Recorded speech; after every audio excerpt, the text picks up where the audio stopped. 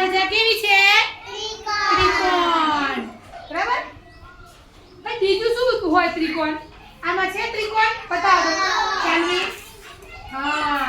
ચલો શું છે લાંબુ, શું છે ગોળ? જલ્દી બોલો, જલ્દી બોલો.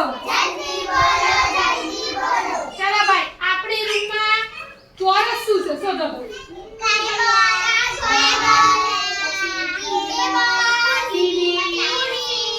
ભાઈ ગોળ શું શું છે આપણી રૂમમાં? પછી આ ખંજરી કેવી છે?